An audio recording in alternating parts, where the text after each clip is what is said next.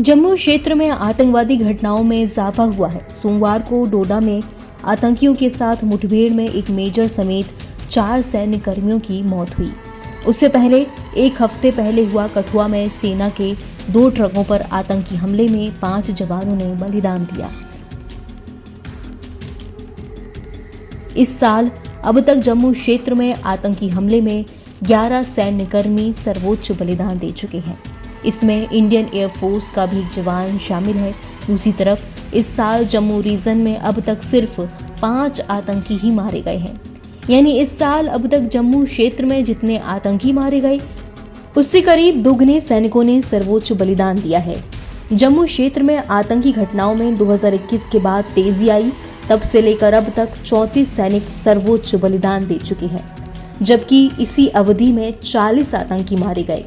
जम्मू में आखिर क्यों बढ़ी हैं आतंकी घटनाएं, आइए समझते हैं। अगस्त 2019 में संविधान के अनुच्छेद 370 के तहत जम्मू कश्मीर को मिले विशेष दर्जे को खत्म किए जाने और सूबे के 2 केंद्र शासित प्रदेशों में विभाजन के बाद घाटी में आम तौर पर शांति है, लेकिन जम्मू क्षेत्र में आतंकी गतिविधियां बढ़ी हैं। खासकर 2021 के बाद पीर पंजाल की पहाड़ियों के दक्षिण के इलाकों में आतंकी गतिविधियां बढ़ चुकी हैं। सुरक्षा बलों के साथ साथ सिविलियंस पर आतंकी हमले बढ़े हैं। जम्मू कश्मीर में आतंकवाद के उदय और उसके चरम पर पहुंचने के बाद 2003 आते आते पीर पंजाल की पहाड़ियों के दक्षिण के इलाके में आतंकवाद नियंत्रित हो चुका था। ये बात पूर्व सेना प्रमुख जनरल मनोज पांडे ने भी इस साल जनवरी में कही थी। उन्होंने कहा कि इलाके में 2017-18 तक शांति रही, उसके बाद घाटी तो लगभग शांत है, लेकिन जम्मू क्षेत्र अशांत है। पाकिस्तानी खुफिया एजेंसी ISI अब जम्मू क्षेत्र में आतंकवाद को नए सिरे से खड़ा करने में जुटी हुई है। इसकी एक वजह है कि LOC पर आतंकी घुसपैठ के मुकाबले इंटरनेशनल बॉर्डर से घुसपैठ आसान है। पाकिस्तान की कुख्यात खुफिया एजेंसी ISI की मदद से छद्म तंजीमों के नाम पर लश्कर-ए-तैयबा जैसे आतंकी संगठन नए सिरे से सिर उठा रहे हैं। इस नापाक गठजोड़ का सिर नहीं कुचला गया तो आने वाले वक्त में जम्मू की शांति को गंभीर खतरा हो सकता है।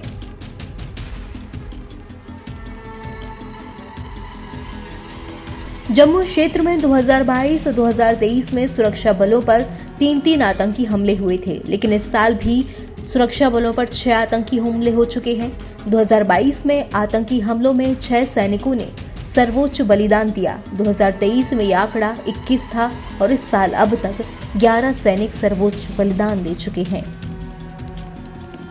वहीं इंडियन एक्सप्रेस ने अपनी रिपोर्ट में राज्य पुलिस सूत्रों के हिसाब से बताया कि जम्मू में सुरक्षा बलों पर बढ़ते आतंकी हमलों के पीछे आतंक के आकाओं की सोची समझी रणनीति है। रिपोर्ट में एक सूत्र के हवाले से कहा गया कि 2019 में जम्मू कश्मीर की संवैधानिक स्थिति में बदलाव के बाद घाटी तो तकरीबन शांत है, लेकिन तभी 2020 में गलवान में झड़प हो गई थी। उसके बाद से ही जम्मू क्षेत्र में आतंकी घटनाएं बढ़ी हुई हैं। इस तरह सेना के लिए एक तरह से 3 मोर्चे खुल चुके हैं। जम्मू क्षेत्र में आतंकी गतिविधियों में बढ़ोतरी की एक वजह लोकल और ग्राउंड लेवल इंटेलिजेंस में कमी को भी माना जा सकता है। हालांकि आतंकियों ने अब लोकल स्तर पर लॉजिस्टिक सपोर्ट नहीं ले रहे हैं वो, और छिपने के लिए गुफाओं और जंगलों का इस्तेमाल कर रहे हैं, न कि किसी स्लीपर सेल के यहाँ पनाह ले रहे हैं। द न्यू इंडियन एक्सप्रेस की रिपोर्ट के मुताबिक इन आतंकी हमलों का नेतृत्व पाकिस्तानी सेना के रिटायर्ड सैनिकों की तरफ से किया जा रहा है। NBT ऑनलाइन की रिपोर्ट।